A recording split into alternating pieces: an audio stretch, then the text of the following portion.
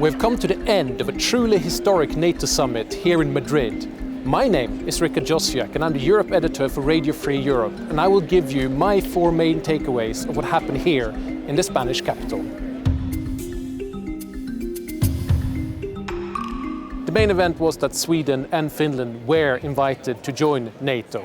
Now the question is, when is this going to happen? The accession protocol will probably be signed already next week in Brussels by EU ambassadors, and then we'll have a ratification process that normally takes a year. But I believe that this is going to be much shorter. Many parliaments have already said that they will try to make that as fast as possible. I wouldn't be surprised to see Finland and Sweden join the alliance as member number 31 and 32 by early autumn.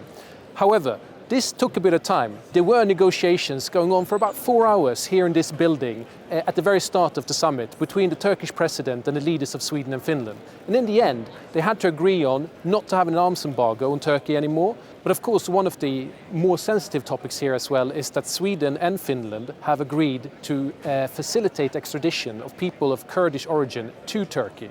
That can be something that is very sensitive going forward, especially with the Swedish general election looming in September.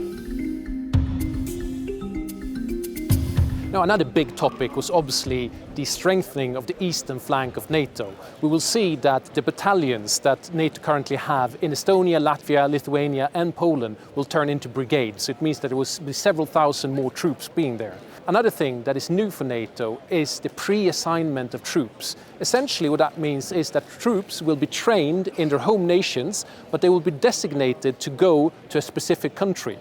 So for example, Germany will have a brigade in Germany that will train in Germany, but they will already have pre-positioned equipment in Lithuania and then be able to go to Lithuania as quickly as possible. This is a sort of new thing that NATO will try to experiment.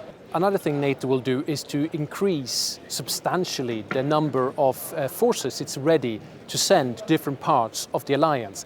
Right now that number is 40,000. By next year that will be 300,000.